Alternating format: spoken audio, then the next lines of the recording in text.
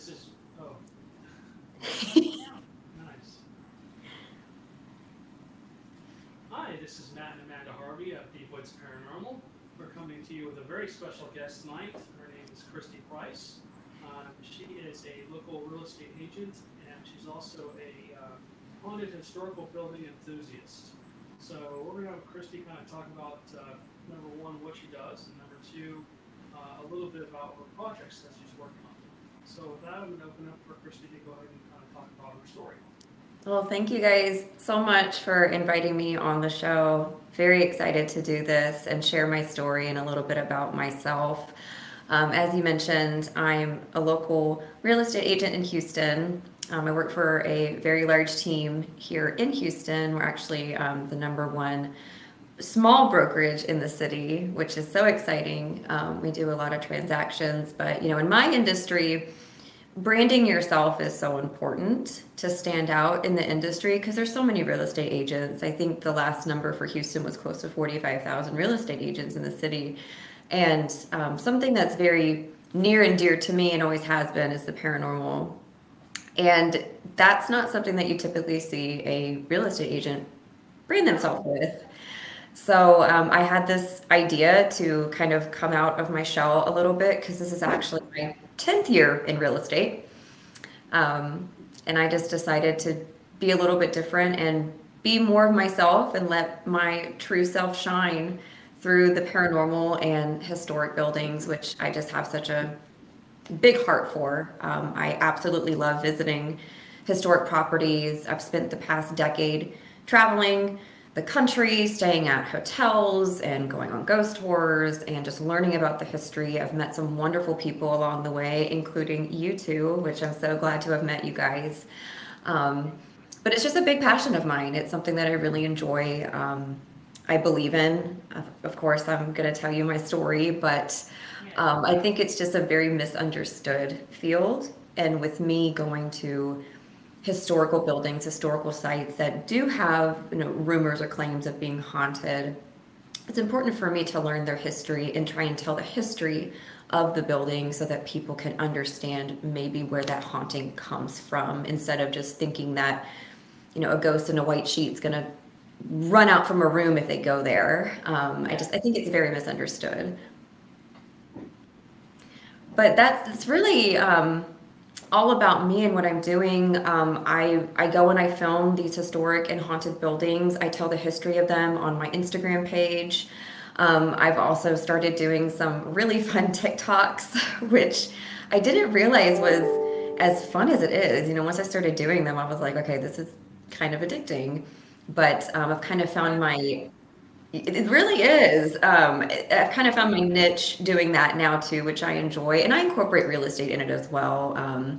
Information about haunted homes and, what states have to disclose paranormal activity in a home and how do you cleanse a home, crystal work, things like that for homes. I'm going to start getting into on my Instagram and TikTok as well.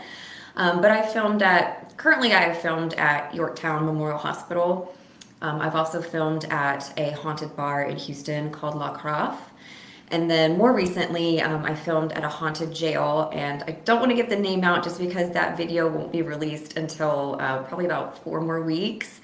But it's about 2 hours from Houston, and it's gorgeous, just a beautifully maintained property. With the owners are incredible, and they just truly love that location. So I actually have a really big heart for the owners.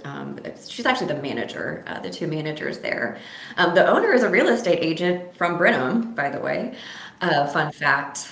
But that location was just incredible. Great place to go. And that one will be coming to my Instagram in a couple of months. And then I do have 2 more booked. So lots of content coming. That's great. What is your Instagram handle if someone wants to go and watch your videos?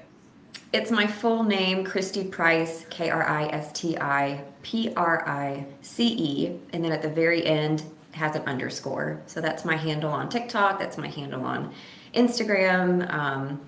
And then it's my name on Facebook. I post the videos on Facebook, but honestly, the most content that you're going to see for paranormal historical buildings is going to be on my Instagram. That's where I post everything. I'm super curious about how you relate real estate with the ghost hunting, does anybody come to you and say, hey, my house is haunted, I want to sell it, what do I do? That's the hope. It's just such a taboo subject for people that I haven't yet come across somebody who has blatantly told me that their house is haunted. But the brokerage that I work for, they actually list a lot of ranch properties in the state of Texas, and they have listed homes built in the 1800s that were on Civil War grounds. They actually listed one not too long ago, and because it had so much history on the property, the owners collected artifacts and trinkets that they found on the property, and they made a little museum in the home. They recently showed me the video of it. So they list homes like that every now and then, and it's something, again, it's a passion of mine. And for someone who has a historic home or a haunted property that they are looking to sell, for me, I would just like to be seen as somebody who, is an expert in that. And I say expert in air quotes. I'm more so just passionate about it. I would love to tell the story of your home, not just, take pretty pictures, put it on the MLS, write a pretty description about it. I would love to create a video that has beautiful cinematography of your home that just tells the story of that home. I just feel like it deserves it. And that's the life to the house. Exactly. So, no, I have a lot of friends and colleagues in the industry. And what I've discovered from starting this brand is a lot of people have ghost stories.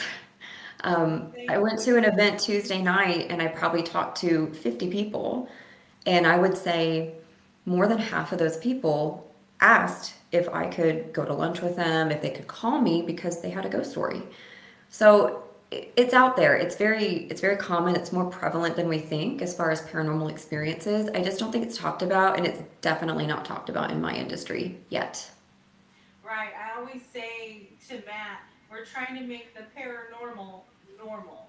So people talk more about it, and it's out there, and everybody should feel comfortable to share their story.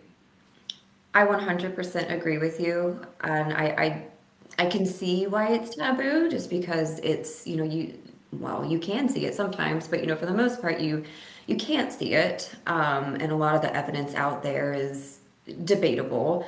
But I always tell people, once it happens to you, once you have that experience, it's just kind of like, aha, you just don't go back. And that's my experience. That's my experience that I'm going to share with you guys, because luckily it was my first experience. But once this happened to me, I don't think twice about there being ghosts or not. There are ghosts, and there's different kinds of ghosts.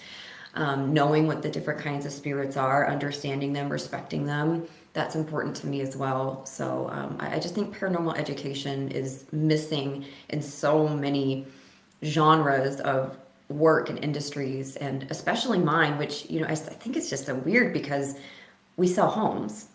Right. That's where you see all these movies and television shows and commercial buildings. That's where all these hauntings happen, and nobody's talking about it.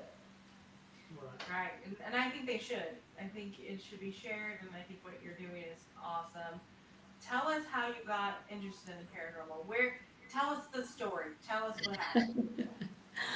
Well, when was it, back in was it late 1800s, when the Ouija board just came into fruition, and I think it was Hasbro that purchased it and started making it like a family game.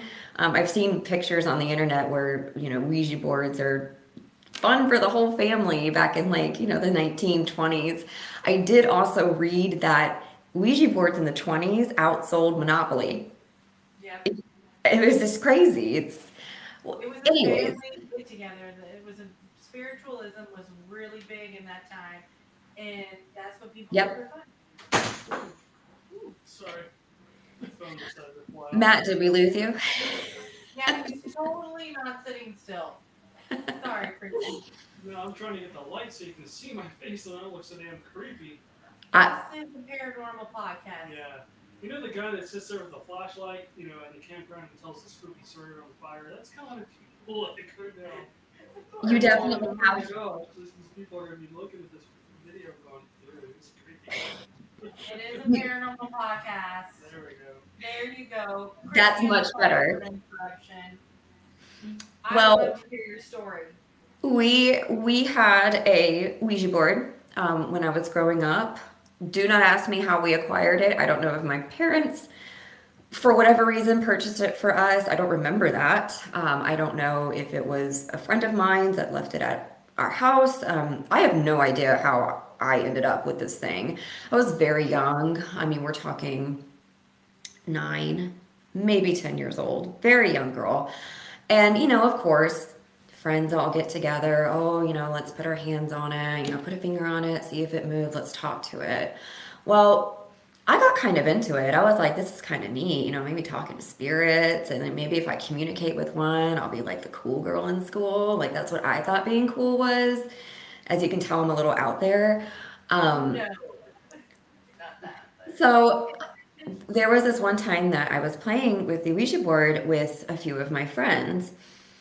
I don't remember who. I remember one girl, just one, but I do remember that there was about 3 of us that were playing.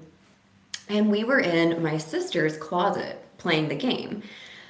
Again, don't ask why we were in the closet. I don't know. This is just, girl stuff. So, you always ask, if someone is with us, give us a sign. So we did that, and the closet door shut. Now the door was open, just slightly, maybe about 4 or 5 inches. Not like the air conditioner turned on and the draft, caught it and slammed it, which didn't ever happen in that room anyway. We would know because I would have thought we had a ghost sooner. So when that happened, I was like, oh, this is cool. That was my first thought. This is cool. what's happening? Again, I thought that would make me cool. So over time, nothing happened thereafter. Like nothing immediately thereafter. My friends got spooked. They all left. Whatever happened after that happened. But things really didn't start occurring until like months down the road. And I always had blinds in our houses, blinds covering the windows.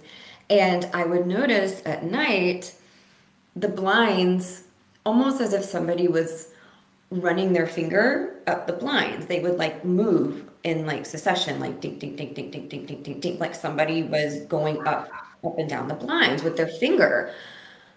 And I was like, this is so weird. This is so creepy. And I remembered, the Ouija board, obviously that was a neat experience for me. And I was like, well, now I'm a little creeped out because it kept happening. So it happened in my room. It would happen when I was by myself. And I started to get a little spooked. So I would try and get rid of the Ouija board. So I would go and hide it, in my sister's room. And then she would be like, I don't want this thing. She would put it back in my room. And then I would just like, try and throw it away. And then my parents would find it and be like, oh no, this is a game that, you guys had. Just keep it. I couldn't get rid of the damn thing. So It's gonna show me back up. yes. And I don't think it was like the Ouija board's fault. It was just, I just couldn't get rid of it, even though I was trying to get rid of it. I just couldn't. So we moved a lot when I was a child. I believed I lived in 7 or 8 houses just as a kid. My parents liked to move. And every house that we lived in, this would happen. The blinds. Every house. And it started happening more and more. And I remember one time I went to a friend's house. We were in her game room. We were watching a movie. She went downstairs to grab sodas. And I was in her game room. And it happened in her game room. And I was like, something is attached to me. Now, I didn't say those exact words at the time. I was a child. I mean, maybe by this point I was 12 or 13. This went on for a while. But I just had this thought that there's something that won't leave me alone. So we moved to a home, and this is the home that I lived in when I was in high school. Same thing. Blinds up and down, blinds up and down. I also had, you guys might think I'm crazy for this. I had one of those battery operated like doorbells on my room to my room in high school. And it started to go off around 3 o'clock in the morning. And I know this sounds really like spooky, like, oh, 3 o'clock, oh, the blinds. I have no reason to make this up. I don't know why this was happening at 3 o'clock in the morning. I don't know why the blinds were moving. This is just my story, and this is how it went. Totally believe you. We've heard many people with similar stories. So we don't believe that you're weird or different. This is something we've heard before. Yeah, no, I've actually got EVPs of work, a little girl, this family up in San Francisco when we lived in California, and we went up there because they were 40 at their, they played with Ouija Board. The daughter had 13, 14-year-old daughter, and so we went in there and we did a whole bunch of EVP work, and we got about 7 or 8 EVPs of this little girl responding clearly as I am to you, to everything. Where did it come from? Ouija Board. And I think I repeated myself. I said, did you come out of the Ouija Board? And he said, yes. Wow. And I don't remember what the rest of the questions were, but it scared the family to death. Basically, I emailed them the audio and never heard back from them. I said, we need to do a cleansing in the house and clear this out and close out the Ouija Board. But the Ouija Board had disappeared. We'd gone to a friend's house and I'm pretty sure the parents there had done something to the Ouija Board. So there was no way to close it. But while we were in there, I think a shoe moved on the floor. It was weird. She had left a shoe on the floor and it had moved across the room when nobody was in there. Yeah, I don't understand obviously how those boards work exactly. There's something with them though. I don't know if spirits just recognize that it's a communication tool and portal to the living side. And that kind of like opens up that gateway, using the energy of the people who are, playing the game. I'm not sure, but just because of my story, I'm not a skeptic to Ouija boards. And to this day, when I see one with, a full Ouija board with a planchette, I mean, I get goosebumps thinking about it just because of my experience with it. It's just crazy. Did it ever stop? When did it stop? So around the time when I was in high school, that's when it started to progressively get worse. I don't know why. It just started happening more often. So I went to sleep one night and I woke up in the middle of the night and I saw something. And it was this tall figure in my room. And all I remember is it had glowing eyes, glowing red eyes. And I sat up, I looked at it, I looked at the clock, and it was like 3:05. And I was terrified. I was just like, I don't even know what to do. So I like pulled the covers over me and I was just like, maybe it'll go away, maybe it'll go away, maybe it'll go away. And then I pulled the covers and it was gone. And I was like, okay, well, I'm not sleeping tonight. So right. I wouldn't sleep either. That's a scary situation. So the first time that happened, I thought I dreamt it. And then it happened again. So that happened a second time. Same thing. It was in the same part of my room. Tall, dark figure, red glowing eyes. And I mean, dead on, looking right at me. And I'm getting chills like all over my body talking about it because it's just terrifying. And I don't know what it was. I'm not saying because it was a dark figure with red eyes that it was negative. I don't know. As far as negativity, it never did anything to me. It kind of scared you to death. Well, for me, I don't know if it was purposely trying to scare me or just trying to communicate with me because it knew that I could communicate with it. I don't know. I don't want to know. Honestly. Right. After that second. It's done and over with. Yeah. So after that second time, I went to a church. So I had a group of friends in high school that were members of like a youth group at a church. I was not a member of this church, but they were able to get me in touch with somebody who did a cleansing and, touched all the wood everywhere. that was the end of it. But it was just, my son is looking at me through the office window. So if you, he's about to go to bed. I'm so sorry. Oh, she ran over and now she doesn't get to kiss her son goodnight. I know, he's fine. He has a little head cold, so he needs to get in bed. But no, that was the last time that I had an experience with it. Haven't had anything happen since then. Again, touch wood. But, you know, again, when something like that happens to you, especially for, you know, I was in high school. I was 16 at the time when the cleansing happened. So you're talking 6 years, 5.5, 6 years that this went on. Mm-hmm. And not knowing what to do.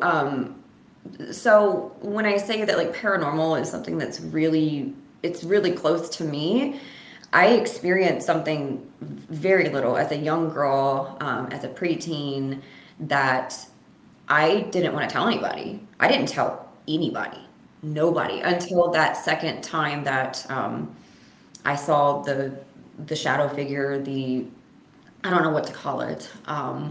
When I saw that the second time is when I was like, I need to tell somebody that this is happening because I'm scared. Right. And that happens to a lot of children, a lot of teenagers. That's why we, do what we do so that we can share that we're here to believe you and we want you to tell your story. That way you don't feel so alone. Mm-hmm.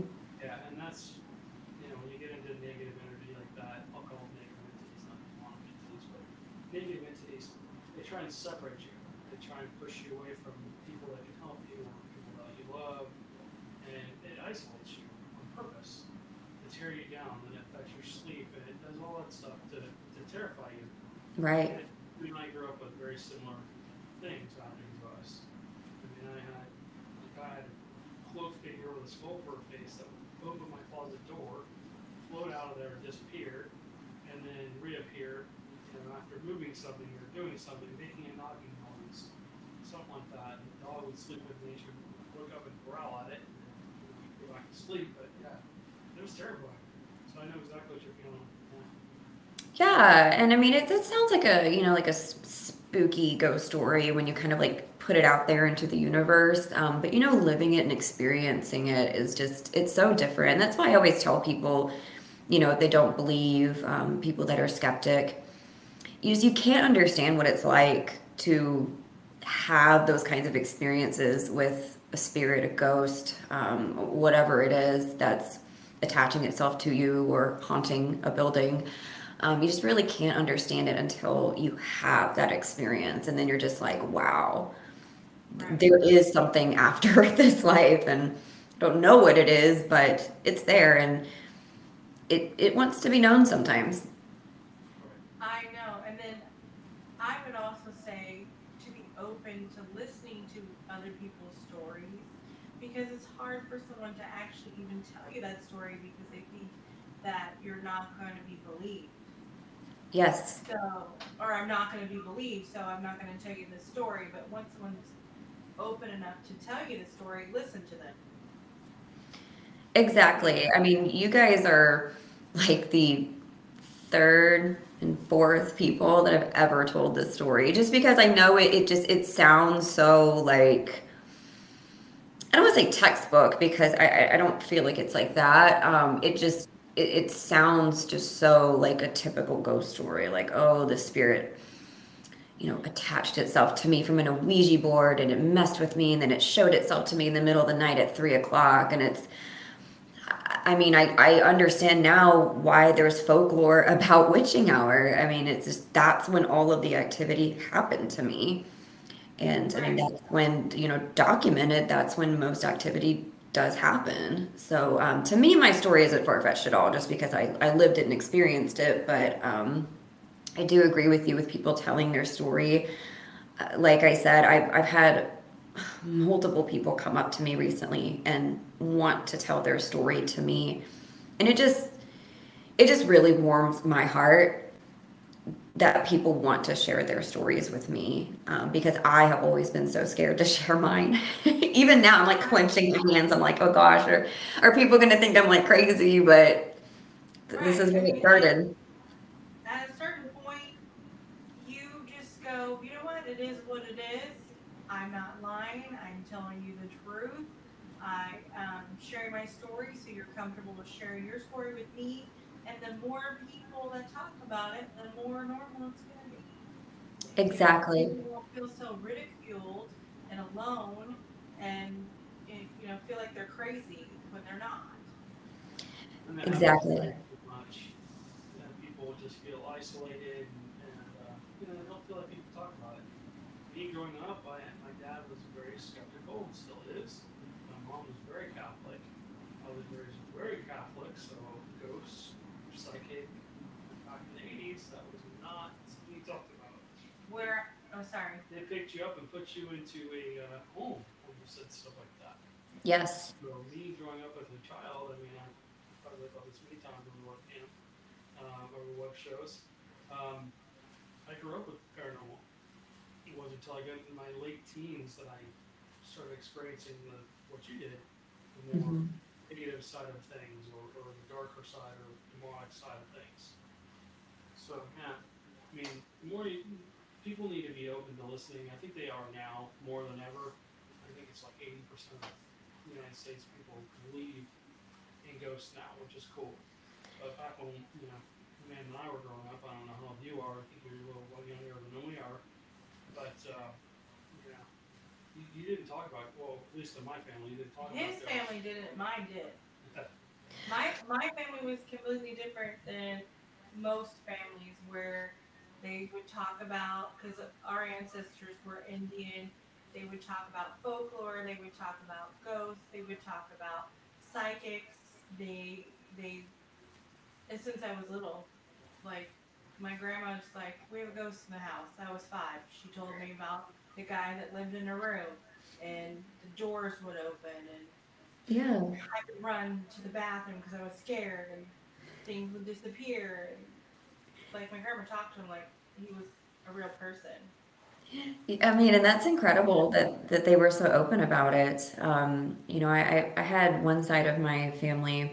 They lived in an older home that they renovated, and our whole family claimed that there was a ghost that lived in the back room. Now, my family doesn't even know this story, so that's how uncomfortable, it was to talk about spirits and ghosts in my household too. So I completely understand, Matt. I mean, that was something not talked about in our home, but we all had this. I say it's a running joke that there was a ghost in the back room of my grandparents' home. But looking back, I think that it was true.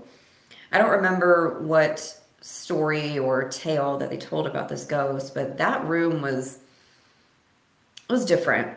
It felt different. I never went in there.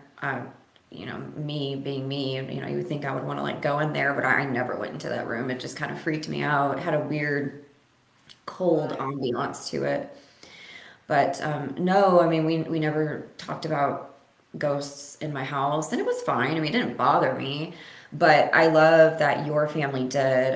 I feel like that's just, for me being so into the paranormal, like that's just so like nurturing to just talk about it. Just put it out on the table, like, oh hey, there might be a ghost in here.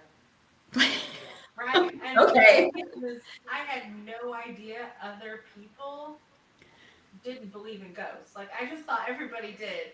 I thought Oh everybody wow. believed in ghosts. I was I grew up sheltered. I thought people believed people were psychic. I thought people believed all the things that my family believed. I thought everybody else believed. Like I didn't know any better. That people just didn't believe, in what we believed. Yeah. Well, my mom was accepting of it. I mean, she would come into my room when I was 7 or 8. I had insomnia because I was just getting messed with so much. And she would come into my room and just check on me. And she'd come sit with me and talk with me. And she wouldn't even talk about ghosts or anything.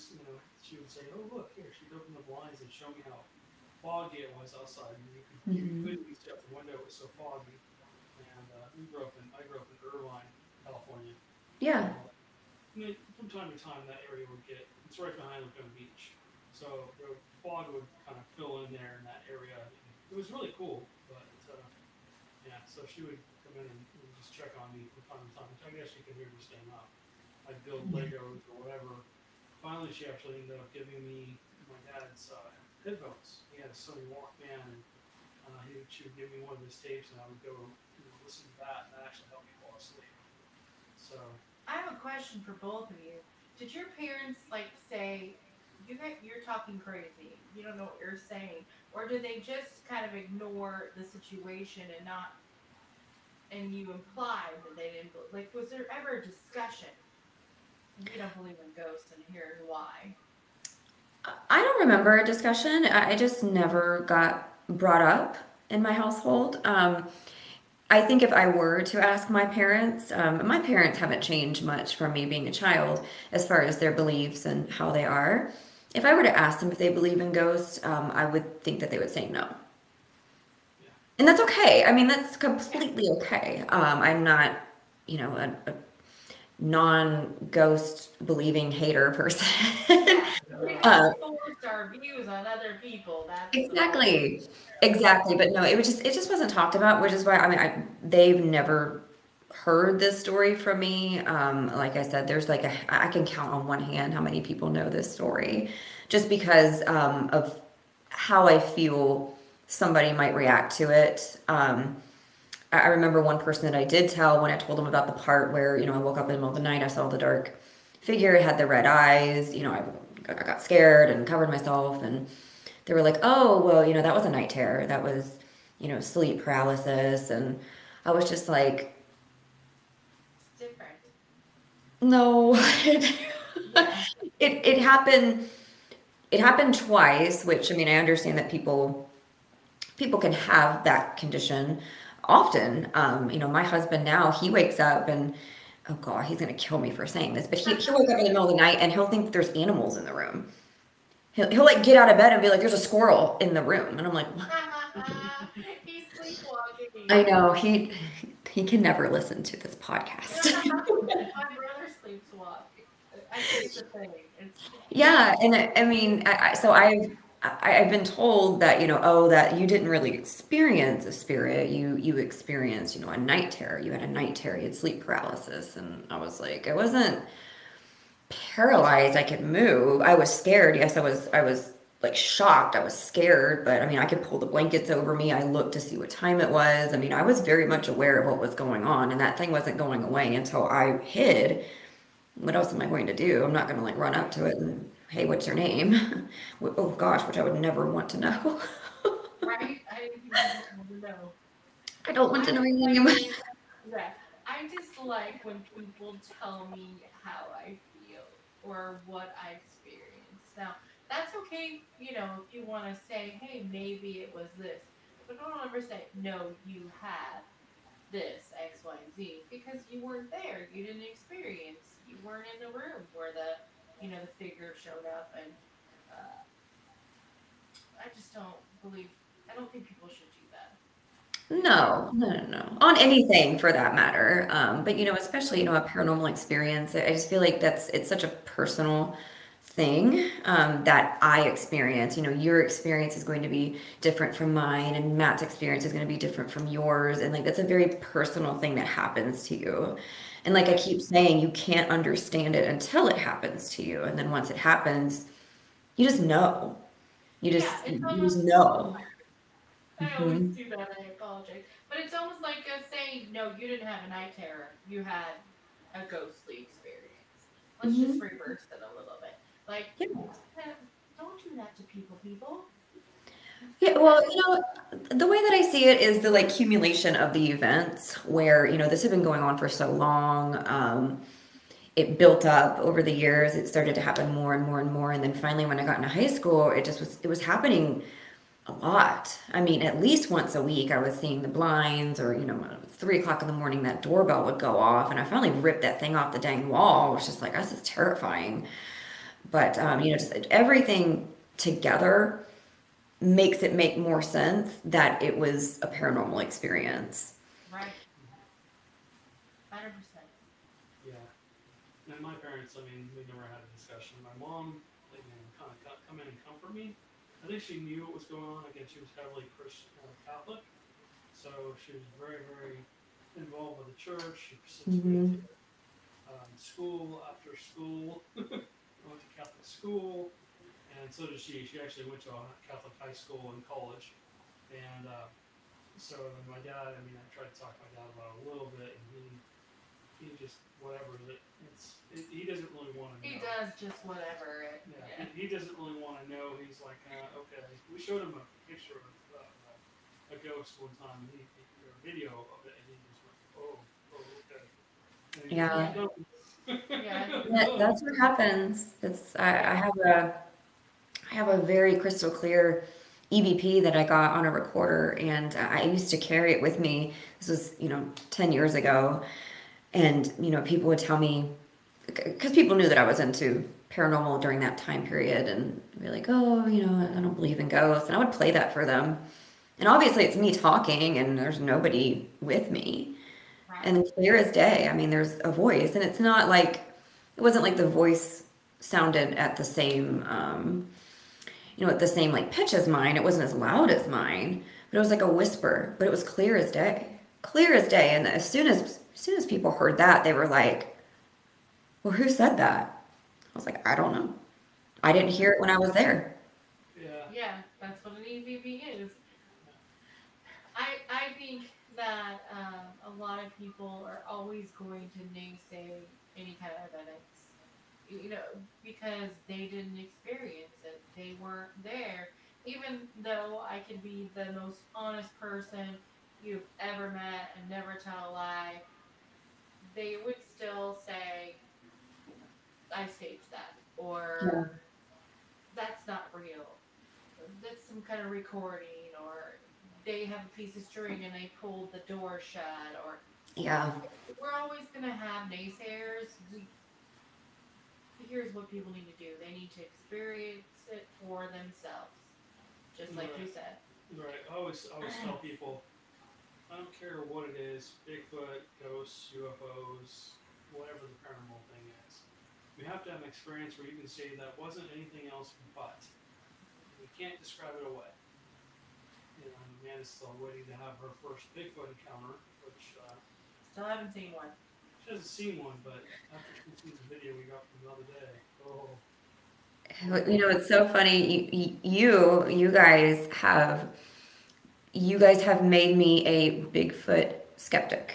Because if you would have asked me 6 months ago, does Bigfoot exist? I would be like, hell no. That's a myth. That's just a cryptid creature that people make up and talk about. It's, in movie stories. But when I had that conversation with you, Matt, you told me about it and you said to go watch your videos. And then I went down this rabbit hole. I spent 48 hours, not total, but over 48 hours, I was just researching it and watching other videos and just seeing the connection of how whatever that is, Bigfoot, whatever cryptid people think that it might be, seeing how they communicate what they do. And it's so similar. And it's well, what the hell is it? And I'm not saying it exists, but I'm also not saying it doesn't exist. So you have made me a skeptic.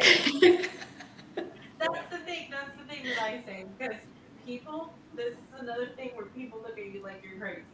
There is no way that this big creature is living in the forest.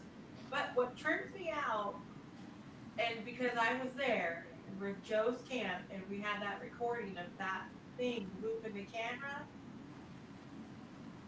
it looks like a something. It doesn't look like a human because it doesn't have human. Well, it has human features, but you can't see it.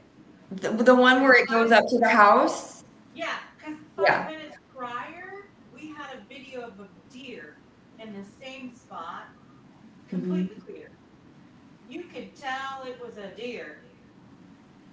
So, what you don't see in the video is 2 other clips where you can actually see it standing behind that blind that it created. You can see its butt literally move into the something is there that I can't identify as a human or deer or any other kind of animal. Yeah. And That is where you have to say, okay, are those people making it up? I just would not be able to do any kind of video to make that up. I'm not that technical. Matt's not that technical.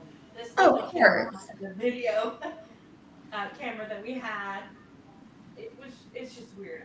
But I haven't seen I can't say that I've seen a Bigfoot. Like I'm right there with you, but I mean, A Bigfoot's seen you several times. I'm sure. That's what he keeps telling me. I don't, Well, until I see it. Again, I'm the person. Until I see it, it's not. I haven't seen it. You know what I mean? I would have to agree with that. And I mean, but like I said, 6 months ago, if you would have asked me if Bigfoot exists, I would have said hell no.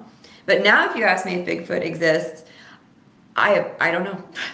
There's doubt. I don't know because I've seen some things, man. Like, I've seen some things.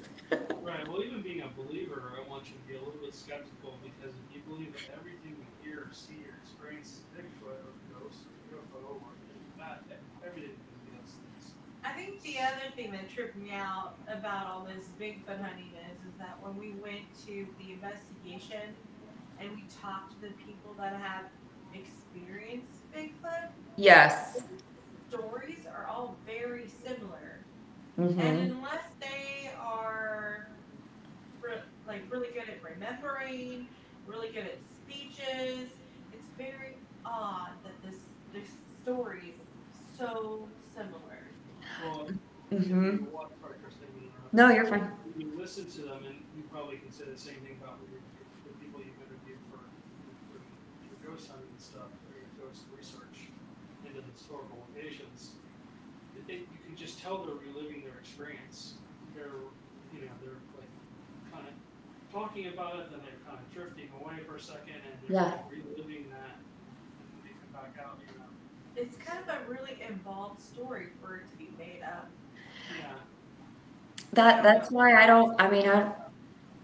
and when I saw your videos, I mean, like you just said, the family members that lived, on the property as well. I mean, just everybody's story was the same, and I don't know why people would make something like that up. It's not like, this is going on national television where someone's making money or benefiting from the story. It's just people that are genuinely looking for answers because they're having experiences on their property. Now, what it is, I don't know, but I mean, I'm not saying it's not Bigfoot.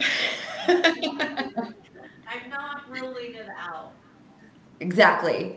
Well, and that's like, the stories in, up north, which I don't know if we're supposed to say it down here. I don't know. I get weird when, like, you're not supposed to, like, say the name of something and you, like, say it into the universe. It sounds like Winnebago. It's another cryptid creature. It's Okay. I'm not saying the actual name of it because I'm weird and kind of superstitious, but I don't think I know that one. Matt knows most of them. That's the thing. Yeah, I've done a lot of research. I think this is the one. Everybody's screaming at the radio saying it's this, and I can't think of it right now. Out here, you've got Bigfoot, you've got Dogman, you've got Lizard Man, Not those. you've got Deer Man, It's not. you've got It doesn't Ant-Man. rhyme. She's talking about rhymes I'm with just saying these are Winnebago. the different creatures. I wish there was like a chat in here and I could just like type it out. There is a chat. Is there?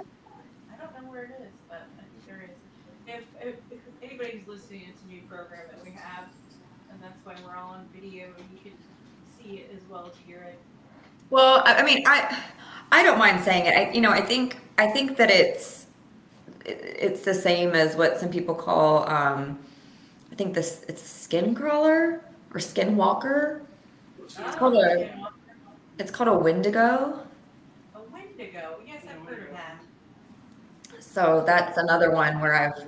Indian, usually it's a shaman or somebody who is very, very powerful, and they can like change into a wolf, or they can change into other forms.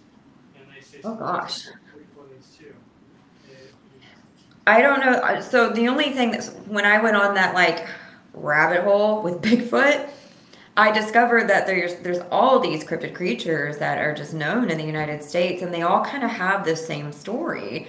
And that was one that I read a lot about, not necessarily the history of it, but just experiences, people that had had some kind of experience with it. And it's really neat. And trust me, I don't believe hardly anything that I see, but if you search for this kind of stuff like on TikTok, there's people that post videos of them, their experiences with them. My TikTok knows me really, really well. So like that'll be like the first thing on my For You page at like 2 o'clock in the morning. It's like, oh, here's a video of one like walking in my, pasture. And I'm just like, okay, great. Now I'm not going to sleep. I gotta watch more TikTok. That's Matt watches the TikTok and does the TikTok video. I don't watch it. There's a whole paranormal side to it. There's a lot of people on there. There's mediums, which again, I take it all with a grain of salt, but I enjoy looking at it, listening to it, and I don't like listen to readings or again. Well, you know what I mean. I believe a lot of things that other people don't because I grew up in the situation. Well, and I'm definitely not a skeptic to mediums and psychics whatsoever. The thing on TikTok is that you can make money from doing it on TikTok. So, and there's a lot of them, so it's hard to like decipher like which ones are real. Right. So I've tuned into a few of them that I like. I actually follow them. There's a local one actually that is really, really good. And then there's a gentleman that I'm actually meeting with this month just because I thought he was just so brilliant, paid for his services and having my own reading. But there's so many of them. I'm just like, oh my gosh, is everybody psychic now? Yeah, I know. I watch a couple of them on YouTube. Yeah, no, I love it. I love mediumship. I would love to have some kind of ability other than just being so sensitive to the paranormal. I don't know if I would necessarily want to have full-blown mediumship just because I feel like that would be tiring to read people and to listen to the dead speak. But I find it fascinating. I think it's beautiful work. And I think that the ones that do it correctly and the ones that are really passionate about it, it's great work. It's something that's needed in our field, especially, like with what I do with going to historic places and trying to tell the history of these places, having a medium there with me who, can communicate with the spirits and maybe ask them a couple of questions and, see what kind of entity that we're dealing with here. That only helps me help tell the story. Right. There's all these places that have all this folklore and exaggerations of, the haunts and what they have going on there. And I'm not saying all of them, but there's a lot of places, not just in Texas, in the United States, where they attract people to come to their haunted location because of this like crazy story, and it's just not true. And I just feel like that's so disrespectful to the location, the grounds, the ghosts. So for me, I want to be a resource. I don't want to be someone that does scare tactics. I'm not going to tell you a story because I get some kind of rise out of it, or I think I'm going to benefit, get clout from it. That's not what I want to do. Everything that I want to do is either based off of facts or based off of the history, to where I can better decipher facts about the spirits in a way that makes more sense. Where is it located? What materials is it made out of? What kind of energy is in the air? Is it rain there a lot? Is it near water? I mean, what could cause this haunting other than, there was a murder, suicide, and there was a baby that died too, and now everybody haunts the place. But that's not documented anywhere. Right. Yeah. And once you can get the history, Yeah. and sometimes it doesn't add up. Yeah, a lot of the places out here now, I'm finding that a lot of the records for the locations are gone.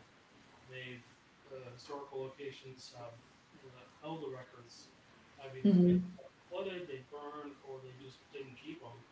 Unfortunately, it's very hard to get any information. And the places by the sea, there was a lot of floods from the hurricanes. So Yeah. Oh, yeah. Normandy Inn was a little bit hard to figure out because we went in completely cold.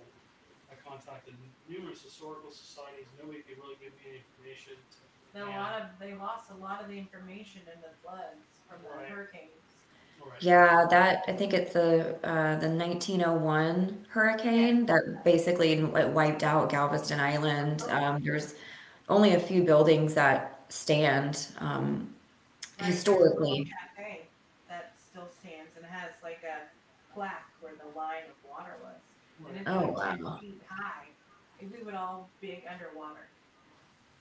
Galveston is a beautiful and very historic place. There's many, many locations down there that I would just absolutely love to even just go to, Right. not even to film, just to experience them because of the history there. The homes are beautiful. Yeah. There's a whole historic society there that preserves the homes. There's a group of people that purchase the historic homes and restore them. It's a big deal down there to them, and I think that Oh, that's yeah. beautiful work.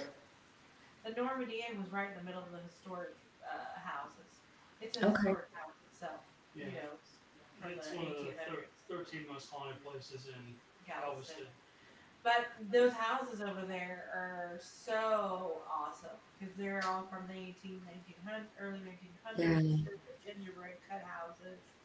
It's Yeah, they have that style. It's like a Victorian Queen Anne style that they did Yeah. back then with, all the cutouts, and it's just very intricate work. There's a few homes, if you guys go out into Brenham, there's a few homes that kind of have that style as well, that like Queen Anne look.